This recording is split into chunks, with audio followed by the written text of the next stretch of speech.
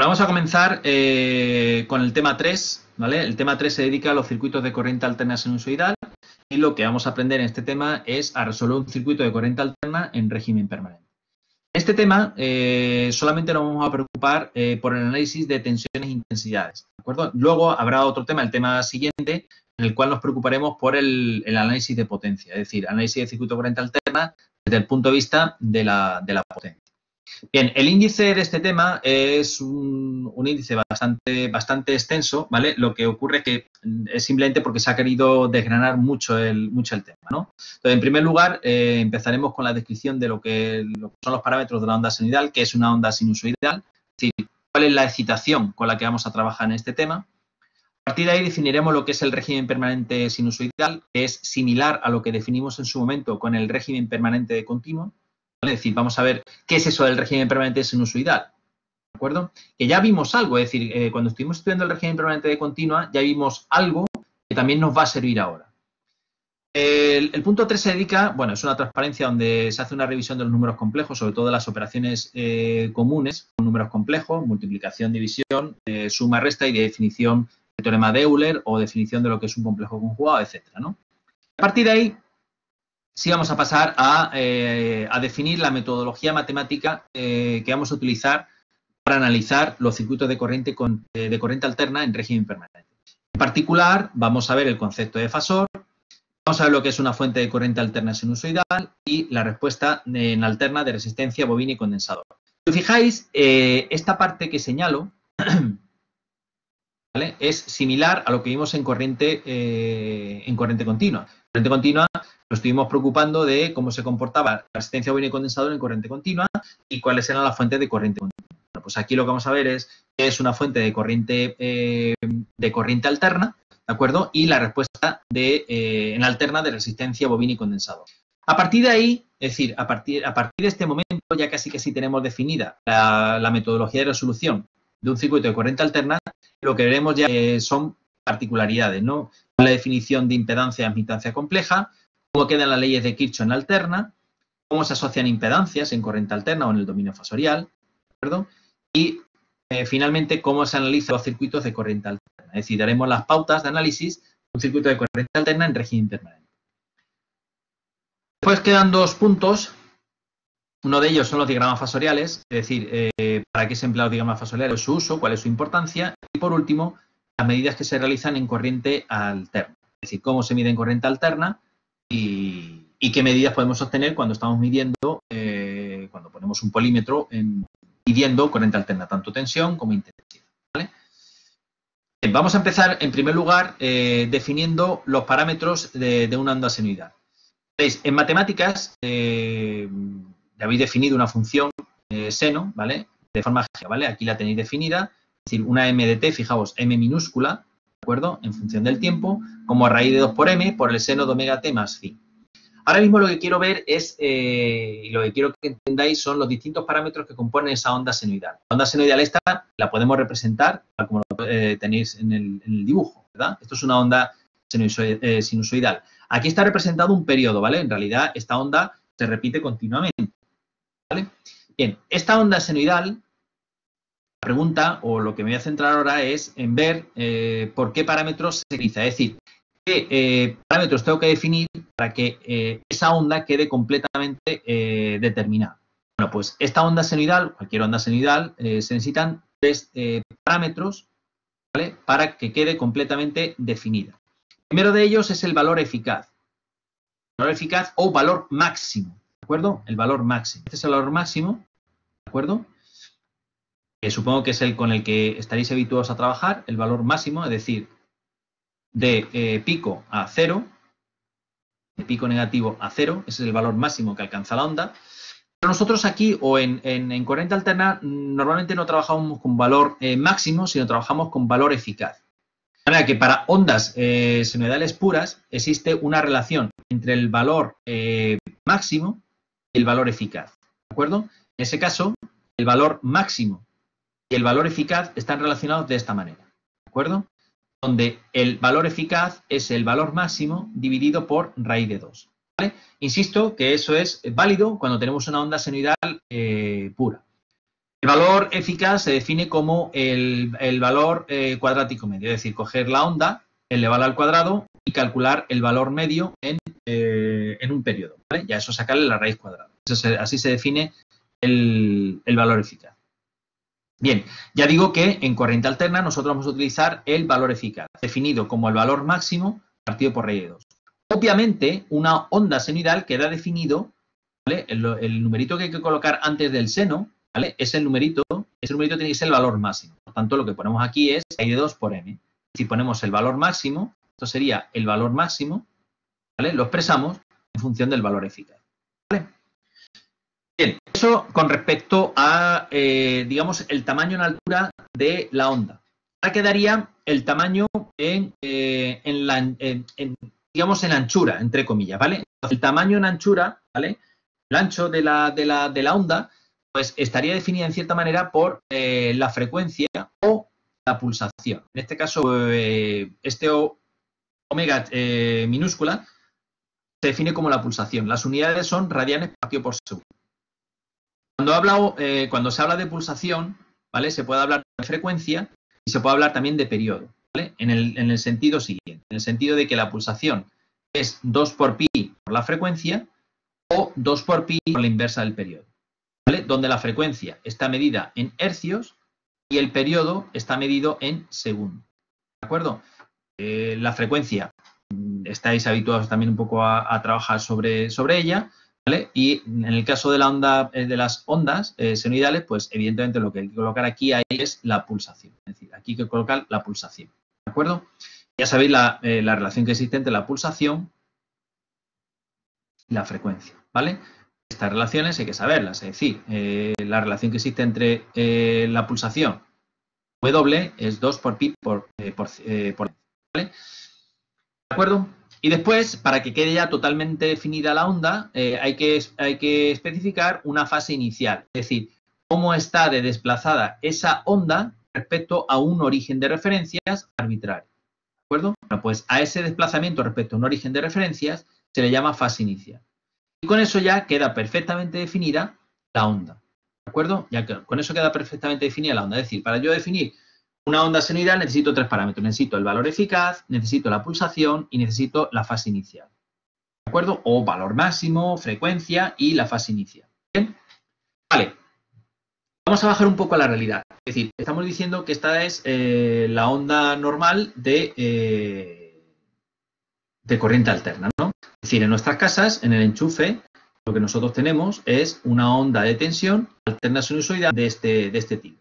De este estilo, ¿vale?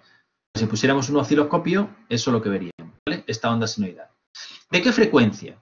Es decir, la frecuencia en España de la onda de tensión o de la red de corriente alterna es 50 hercios, ¿de acuerdo? Es decir, la frecuencia normalizada de la red de corriente alterna en España son 50 hercios. En otros países no son 50 hercios, sino que son 60 hercios. ¿De acuerdo? En Japón, Estados Unidos también tiene 60 hercios, ¿vale? En 50-60 hercios es donde nos vamos a mover, ¿vale? Hay otras frecuencias típicas, lo digo por alguno que a lo mejor, si le interesa la industria aeronáutica y demás, los aviones, por ejemplo, se suele utilizar, la industria aeroespacial se suele utilizar la frecuencia de 400 hercios. ¿De acuerdo? Lo digo para que tengáis también referencias de frecuencias que se utilizan también en el ámbito industrial, ¿vale? Pero, digamos, en distintos campos, ¿no? Así que, para nosotros, la onda de tensión de nuestra casa, es decir, la red de corriente alterna con la que nosotros convivimos, es una red de 50 Hz. ¿De acuerdo? Bien, pues ya sabemos, interesante esta transparencia es que por cada una onda senoidal queda definida por 3 parámetros, valor eficaz, pulsación y fase inicial, ¿vale? ¿Por qué insisto tanto en esto? Pues muy sencillo, porque eso, 3 parámetros, lo que va a condicionar es la metodología de resolución. Es decir, ahora cuando veamos con qué metodología de resolución vamos a trabajar, pues haré referencias también a esos parámetros. Es decir, mi metodología de resolución de un circuito de corriente alterna en régimen permanente tendrá que estar orientado a calcular justamente esos parámetros, ¿vale? Recordar que resolver un circuito eléctrico. Resolver un circuito eléctrico es calcular la tensión y la intensidad en todos los elementos del circuito, ¿verdad? Pues ahora calcular la tensión y la intensidad en todos los elementos del circuito, ¿vale? Implica calcular por cada tensión y por cada intensidad justamente estos tres parámetros: valor eficaz, pulsación y fase inicial, ¿vale? Bien, en principio, ¿vale? Esto lo dejo en principio porque ya veremos después que hay una magnitud que la cual se conoce a priori, con lo cual de las tres magnitudes que yo necesito conocer por cada una de las ondas, realmente solamente voy a necesitar conocer dos de ellas, ¿vale? Bien.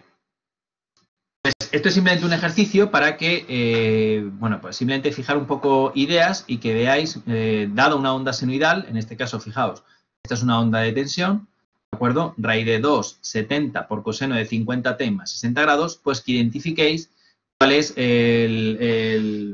la pulsación, la fase inicial, la frecuencia, el valor máximo y el valor eficaz, ¿vale? Entonces, fijaos, aquí es fácil de ver que el valor eficaz son 70 voltios, el valor máximo son raíz de 2 por 70, la pulsación son 50 radianes por segundo, la fase inicial son 60 grados, ¿vale? Y ahora si quisiéramos calcular, por ejemplo, la frecuencia, recordad que la pulsación es 2 por pi por f, pues sería la pulsación partido por 2, ¿vale? Así que la frecuencia sería la pulsación partido por 2 por pi hercio, ¿vale?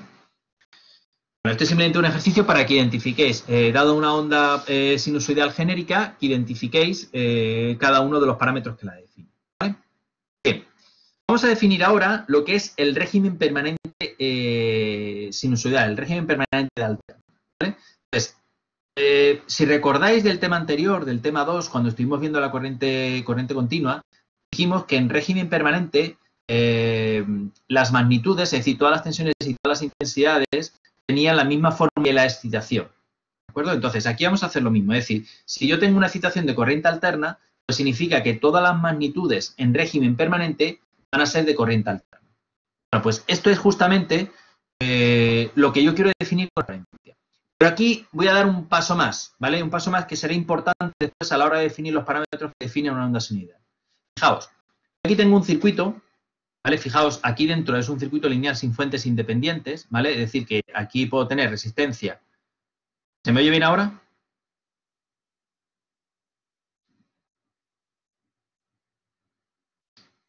Vale.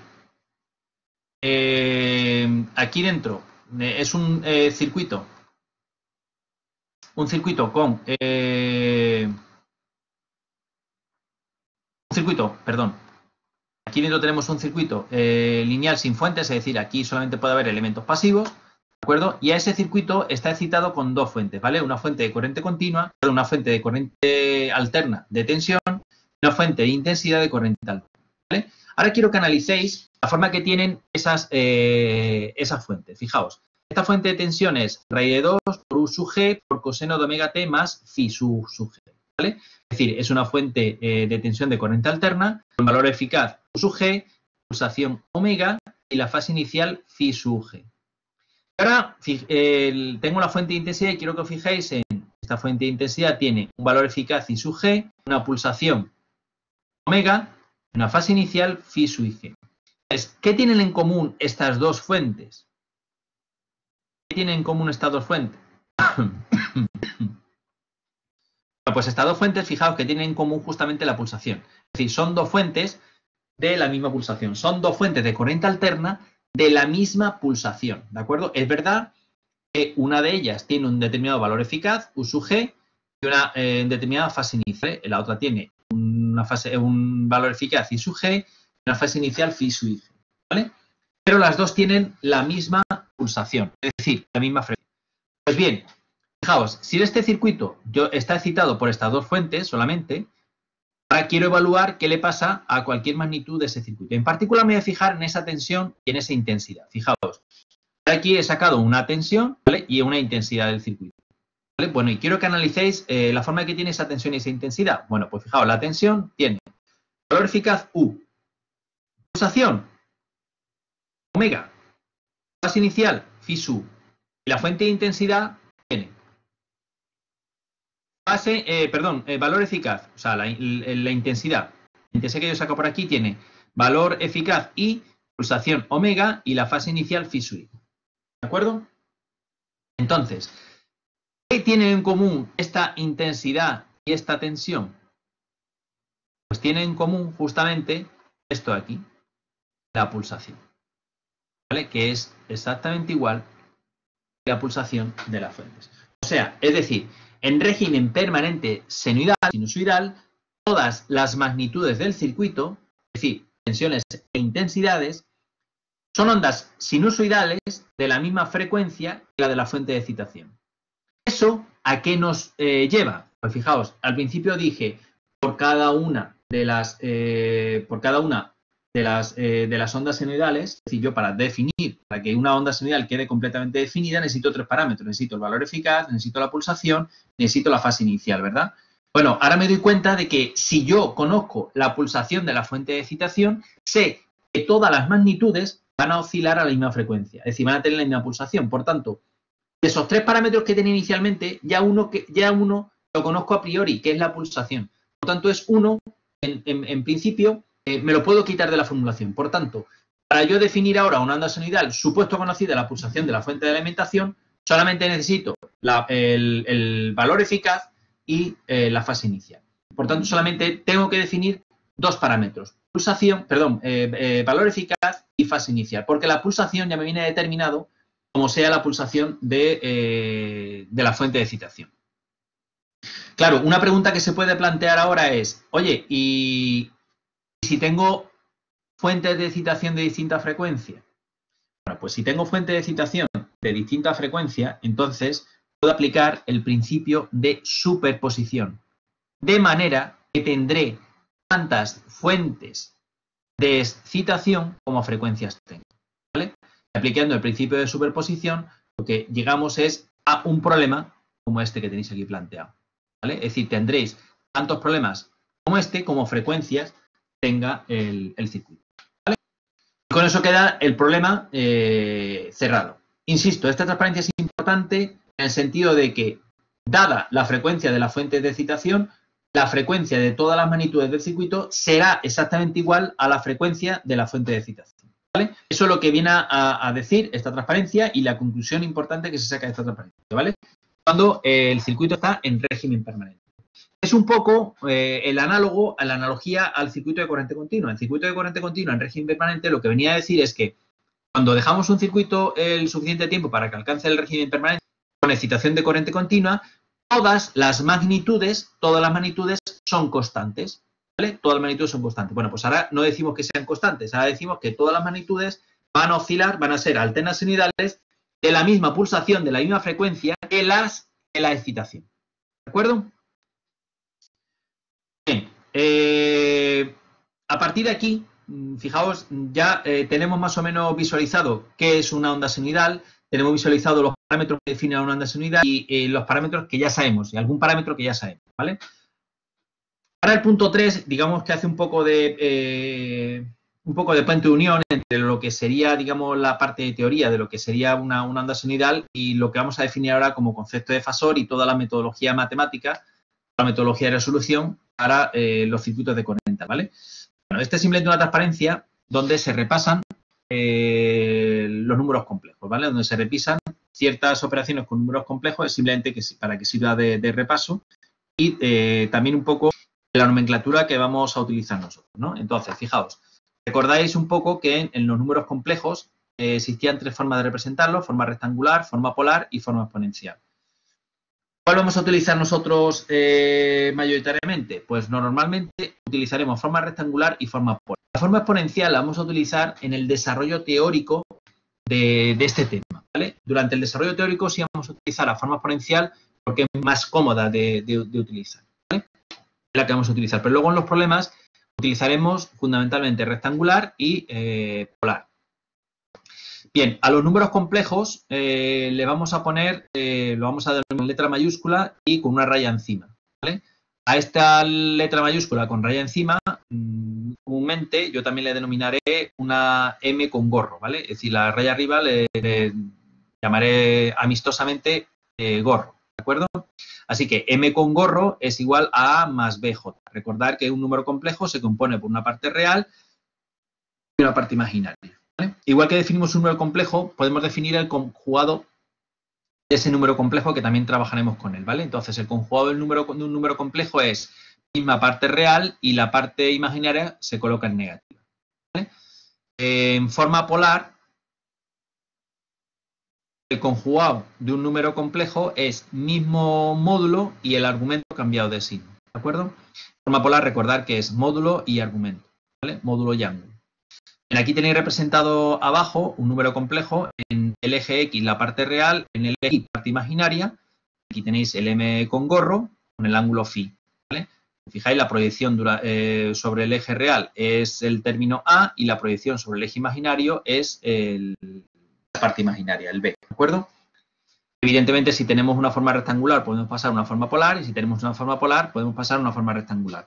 Eso tenéis dos formas de hacerlo. O lo hacéis a mano, ¿vale? Cosa que no os lo recomiendo, ¿vale? O lo hace la calculadora. ¿De acuerdo? ¿Por qué no os recomiendo hacer la mano? Porque vais a tardar muchísimo más tiempo. Es verdad que sí vais a tener que controlar lo que os hace la calculadora, porque muchas veces la calculadora, con los ángulos negativos, etcétera, etcétera, parece que hay alguna cosa rara y tenéis que dominar, ¿vale? Entonces, mi recomendación es que os habituéis a trabajar con la calculadora con números complejos, ¿vale? Bien. Multiplicación y división de complejos. Aquí veis cómo se multiplica y cómo se divide en números complejos. Obviamente, para multiplicar y dividir números complejos es lo más cómodo es utilizar la forma polar, mientras que para la suma y resta de números complejos, ¿vale? Lo más cómodo es utilizar la forma rectangular. Insisto que estas operaciones ya las hace directamente la calculadora, es decir, vosotros no tenéis que hacerlas, ¿vale? Por último, vamos a ver la fórmula de Euler. La fórmula de Euler en realidad no es más que un desarrollo en serie de Taylor de E elevado a J phi. E elevado a J phi es un número complejo cuya parte real es coseno de phi y cuya parte imaginaria es el seno de phi. ¿Vale? De manera que el coseno de phi se puede poner como la parte real de este número complejo y el seno de phi se puede poner como la parte imaginaria de ese número complejo. Si observáis una cosa, esta R que pongo aquí, esta R así caligráfica y esta IM caligráfica significa parte real y parte imaginaria del número complejo que tenéis aquí, ¿de acuerdo? Fijaos, el elevado a J phi no es más que un número complejo con módulo 1, ¿vale? Y elevado a J phi como la parte exponencial, ¿vale?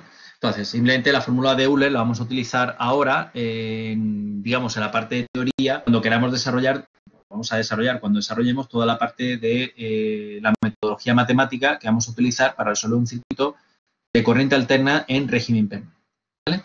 Entonces, a partir de ahora, lo que vamos a hacer es intentar desarrollar toda la metodología matemática que vamos a utilizar para resolver un circuito de corriente alterna, digamos, de forma fácil. ¿Y cuál es esa metodología? Pues esa metodología es utilizar las técnicas fasoriales. Es decir, vamos a utilizar el concepto de fasor y a partir del concepto de fasor vamos a, bueno, pues vamos a intentar llevar mi circuito que está en el dominio temporal al dominio fasorial y a partir de ahí resolver. ¿De acuerdo?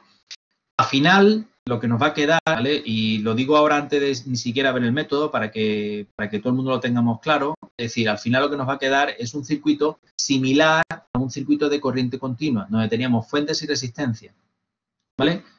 Por eso mi insistencia en que los circuitos de continua queden perfectamente claros en cuanto a metodología de resolución, ¿vale? Bien. Vamos a definir el concepto de fasor, ¿vale? Entonces, el concepto de fasor es muy sencillo, fijaos. Aquí tenéis en dos columnas definidas representación temporal y representación fasorial. Mirad, he cogido exactamente la misma función en el dominio del tiempo de la primera traza, ¿vale? Una m de t, es una determinada magnitud, el dominio temporal, raíz de 2 por m por el seno de omega t más phi. Esta función ya la tendríamos que tener ya clara, ¿verdad? Donde m, valor eficaz, pulsación y fase inicial. Bueno, fijaos, raíz de 2 por m, esto es real, ¿de acuerdo? Yo lo que digo es que voy a aprovechar lo que dice el teorema de Euler y que el teorema de Euler lo que me está diciendo es que el seno de phi es la parte imaginaria de este número complejo, ¿vale? Bueno, pues ahora digo, el seno de phi, esto de aquí, es la parte imaginaria de este número complejo. ¿El número complejo formado por qué? Pues obviamente raíz 2 por m es esto es una constante, esto no influye. Pero un número complejo formado por qué? Por todo esto. ¿vale? Fijaos que el número complejo, ¿vale? El seno de phi es la parte imaginaria del número complejo formado por e elevado a j phi. E elevado a j por el ángulo, ¿de acuerdo? Pues e elevado a j por el ángulo. El ángulo es omega t más phi, ¿vale?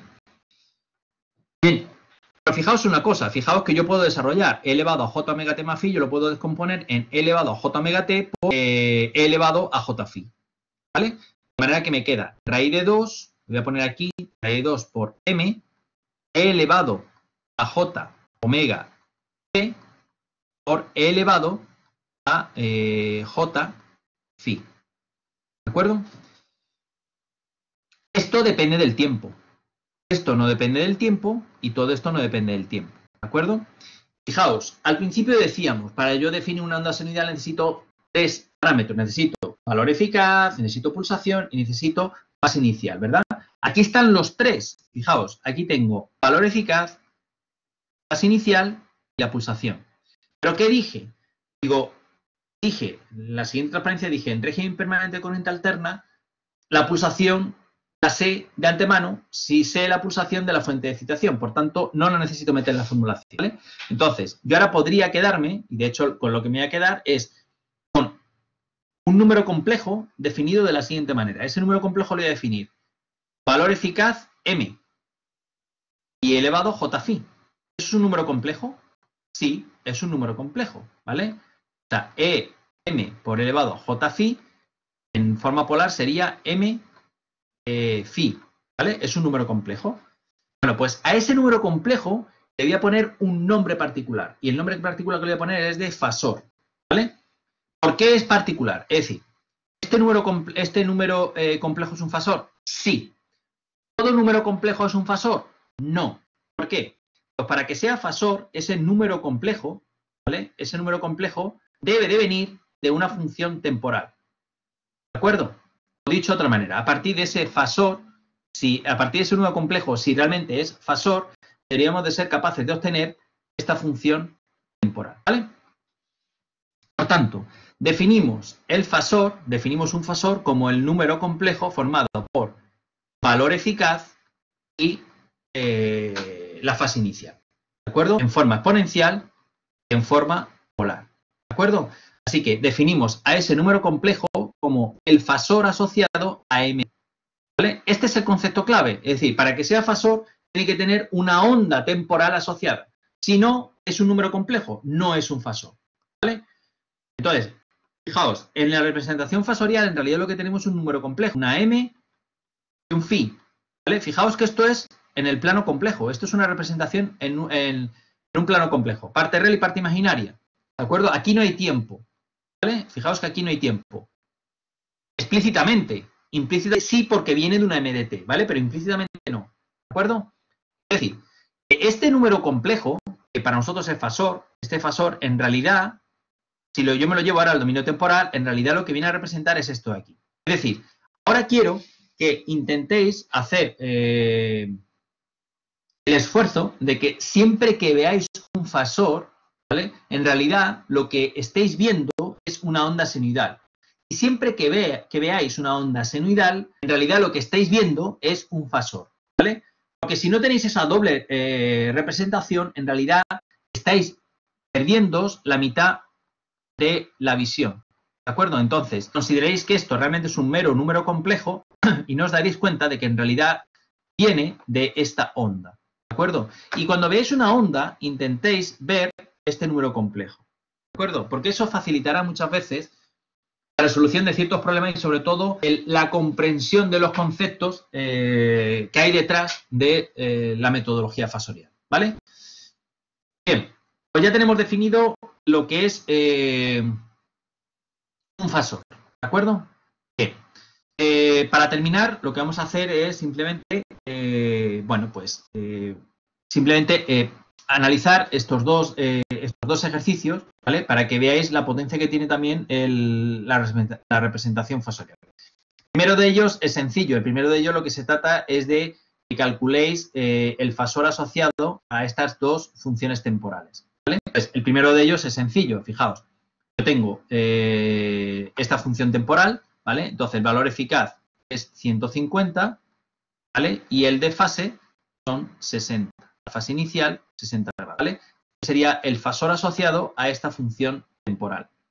¿Cuál sería el fasor asociado a esta función temporal? Pues sería 55 partido por raíz de 2, porque, insisto, queremos calcular el valor eficaz, y la fase inicial, menos 90. ¿Vale? Bien, y ahora queda un ejercicio que es bastante interesante, que es intentar hacer esta cuenta, que es el sumar estas dos ondas, ¿vale?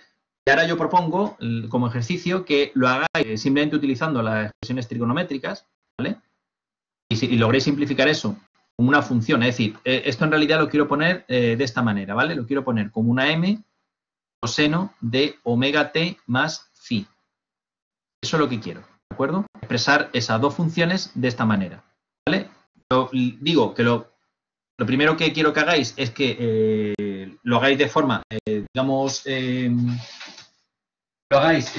digamos, utilizando funciones trigonométricas, y dos, que utilicéis el concepto de fasor, ¿vale? Voy a copiar en el papel y voy a poner ahora la cámara, y si queréis lo hacemos, y con esto ya acabamos la clase, para que veáis exactamente cómo se haría en este caso, ¿no? Vale.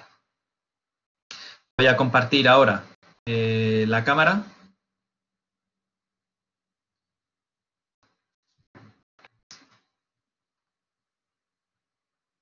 Vale. Bueno, pues esto es lo que tenéis, ¿de acuerdo? Estas son las dos funciones. Aquí lo tenéis. Es decir, fijaos, digo, lo primero que quiero que lo hagáis también con funciones temporales, es decir, con relaciones trigonométricas, pero quiero que utilicéis también digamos, la definición de fasor. Entonces, fijaos, esta función, ¿vale? Yo la puedo, su fasor correspondiente sería 150 partido por raíz de 2, 60. Función temporal, su fasor correspondiente son 55 partido por raíz de 2, menos 90. ¿De acuerdo? ¿Qué tengo que hacer? La suma, ¿vale? Esto es lo que hemos llamado U1 con gorro, y esto es U2 con gorro. Entonces, lo que intento ahora es calcular U con gorro, que es U1 con gorro más U2 con gorro. O sea, es decir, 150 partido por raíz de 2, 60, más 55 partido por raíz de 2, menos 90. ¿De acuerdo? Y ahora hago esta suma. ¿Esta suma cómo la puedo hacer? Bueno, pues esta suma la puedo hacer directamente con la calculadora, ¿de acuerdo? Entonces, sería 150 de fase 60, luego dividiré por raíz de 2, ¿vale? Y 55 de fase 90 negativo, ¿vale? Ahora sumo y tengo que dividir por raíz de 2, ¿de acuerdo? El raíz de 2 está aquí y divido. ¿Vale? Entonces, me queda 74 con 95. No sé si... No. 74 con 95 y el de fase son 44,96 grados. ¿De acuerdo? Vale, pues entonces, ahora esto lo tenemos, esto fijaos, está en el dominio fasorial, esto es un fasor, ahora tengo que pasar al dominio temporal. Entonces, el resultado será U de t raíz de 2 por 74,95. ¿De dónde vine? De un coseno, por tanto tengo que retornar con un coseno, omega t, ¿vale? Más 44,96. ¿De acuerdo? Los 74,95 lo multiplico por raíz de 2 y quedan pues 105,99 coseno de omega t más 44,96. ¿Vale? ¿Estamos de acuerdo con eso? Claro, obviamente yo esta suma la puedo hacer porque ambas funciones tienen el mismo medio, ¿de acuerdo? Ahora puede pasar o puede haber otro caso, que en vez de sumar un coseno más un coseno, esté sumando un coseno más un seno. Es decir, hay que sumar un coseno más un seno, ¿vale? Entonces, yo no puedo sumar dos funciones trigonométricas distintas. Entonces, o paso el coseno a seno, o paso el seno al coseno, ¿vale? Pensar que luego cuando yo tengo que retornar al dominio temporal desde un fasor, yo tengo que retornar con una función. Entonces, si la función no la tengo perfectamente definida, pues no puedo retornar, ¿vale? Bien, entonces, con eso quedaría ya completo el concepto de fasor, ¿vale? Quedaría completo el concepto de fasor, ¿vale? Y los ejercicios correspondientes.